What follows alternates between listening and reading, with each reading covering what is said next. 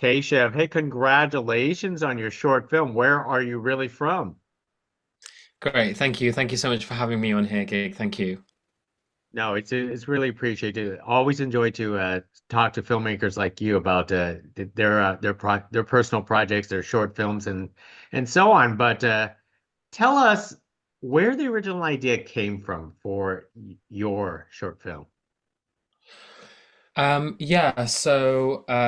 film essentially looks at this first generation Indian immigrant who works at a major London bank as a managing director and loses his British accent in a stroke.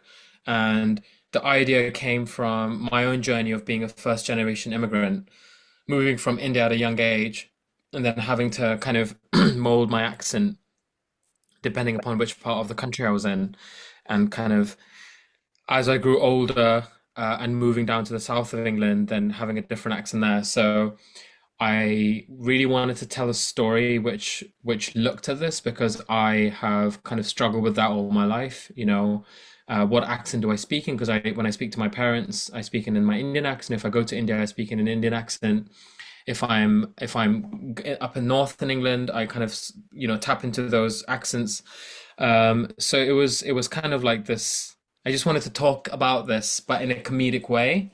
And so I felt like this storyline really helped address that issue. So it comes from a personal story, and yeah, trying to give it a comedy spin. That's actually pretty funny. So in reality, how many accents can, do you actually come up with yourself personally? Uh, so I guess I can do an Indian accent. I can do like a Manchester accent. I can do like a generic, not like Yorkshire accent. I can do a Southern British accent. I can do a few more accents, and there are more accents in the film that I kind of do. Um, I was in the States the last up till about a week ago, and I felt like I was just like kind of just taking on the American accent. So I feel like it's not a numbers game.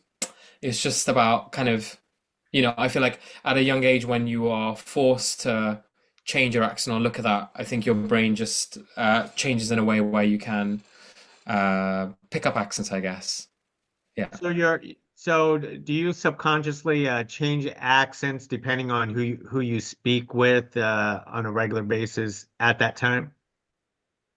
I think that definitely happens. And I think it's also human nature to make the other person feel a bit more welcome and equally just to kind of fit in and yeah. Now, of course, in the short film, it almost because of the changing the accents, your character almost feels like, how can you say, going through his own identity crisis in his own way. Could you tell us about that? Yeah, and I think that's where the title comes from, like where are you really from? It's more of a question for the protagonist himself.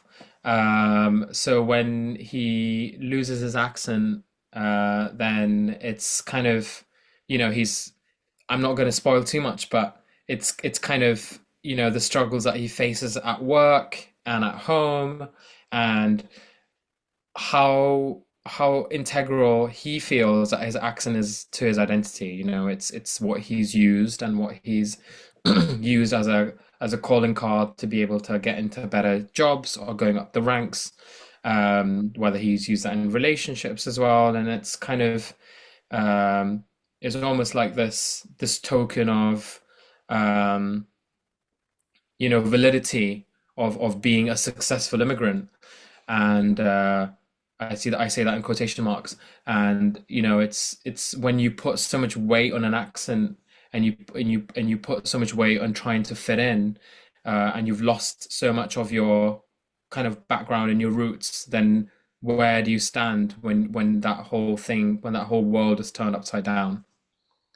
So you wanted to craft a sort of like a social commentary about first generations living, in different countries.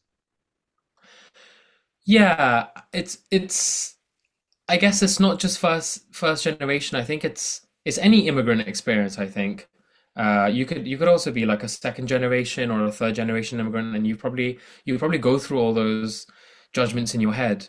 After I screened the film in LA, I spoke to a couple of, or even in Seattle, I spoke to a few second generation South Asians, and they kind of said, I have this thing in my head where when I hear my dad who speaks in an Indian accent, that's in my head is okay. It's not something strange. But when I hear someone else who's not in my family, and suddenly I say, "Oh, that's an Indian accent," I pick that up and think that person has just come over recently, or I have a judgment on them in a specific way, which I wouldn't have for my own parents. So I think as immigrants and as we're other, like the world is constantly moving. We have so many immigrants constantly.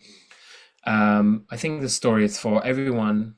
But yeah, making that commentary on the immigrant experience. Yeah. So many parallels to your experiences in this film. So did you personally end up answering your own question of where you are really from? That's a really good question. Yeah, I think I'm 33 now, so I hope I know that. Um, but I think I have a pretty good idea of my identity, and I've spent about 20 years in England and about 12 or 13 years in India. And I would like to say that I'm a mixture of both. In some ways, I'm very British, and in some ways, I'm very Indian. And hopefully, I can combine. I don't want to say the best of both worlds because that never happens. I'm sure I've got lots of worsts of both bits. Maybe I can combine the worst of both worlds and bring some light to it. But I think ultimately it's about having the the relationship with yourself and knowing who you are. I guess that's a really meta way of answering the question, but I think I have a good idea of who I am and where I am from. I would say I'm a mixture of both places. Now, on the production side, could you tell us about the quick casting that you have to do on a independent short film like this? Yeah, so we cast obviously all the characters in England, and we used sort of like a freelance casting website, and funnily enough, it was really hard to cast. The cast has a lot of ethnic minority members, so uh, you know, um, black actors, brown actors, and it was really easy to cast all the white actors, as you can imagine, in a place like England. But actually, it was really tough to get the family together, to get the people across the panel, or people being interviewed from different cultures. And I didn't realize how hard it would be. So we really had to spend a few months really finding the right people for the casting. Um, yeah, so and I always find that it's always harder to find ethnic minorities to be cast in film, which is good and bad because good in the way that for an actor like myself who is an ethnic minority, it's I have a smaller pool to be selected from, but equally as a producer or as a director, there's less pool to choose actors for your film from. So true, so true. And what is for you personally, what is your enjoyment in this industry, as a filmmaker and as an actor? What is my enjoyment? Yeah, your enjoyment, personally. Oh, what do I personally love? Yeah. Yeah. My first love has always been acting. I think from a really young age, I love the opportunity and the idea of living in someone else's shoes, but still being in this life, essentially. And I think the more I've directed, I have found that I really love telling stories, and whether that is through writing, through directing, or through just embodying that character, and telling their story. So it's a mix of both. And I'm learning to love directing more and more as time goes on. But my first love has always been acting, so I feel like I can never really let go of that. So I'm Yeah. enjoying both. And we could tell that you love everything. So what's up next with you? So we'll be scripting Where You Really From as a TV series in the coming year, and we've been in touch with a couple of production houses for that.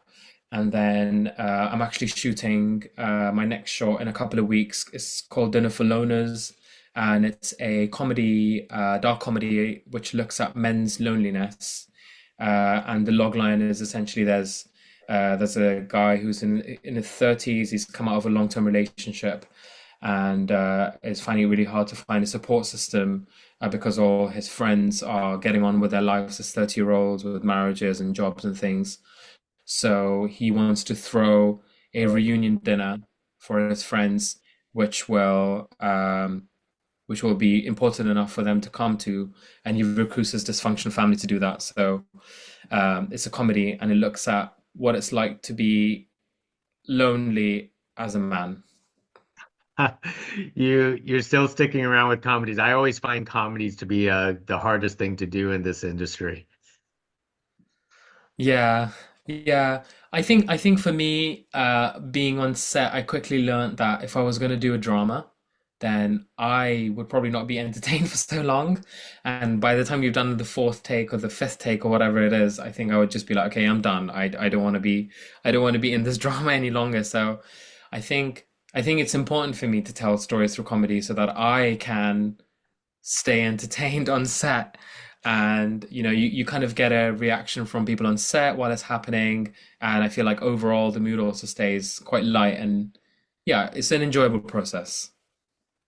Absolutely. So let me ask you one last thing here. So for people who wants to check out your short film, where are you really from? Do they do they still have chances to? Is it going through film festival circuits? That's right, yeah. So it's still in the film festival circuit at the moment. It's next going to be screened in Scotland, at the St Andrews Film Festival, and then after that we've got a couple more festivals in the new year. I think the best way to be able to watch the film is to follow us on our social media or on our website, which is whereareyoureallyfrom.uk. And we're hoping that when the film festival run is done, which is probably going to be early next year or mid sort of spring next year, we'll be able to put it on a platform, or we'll be able to speak to production companies to be able to release it in some way.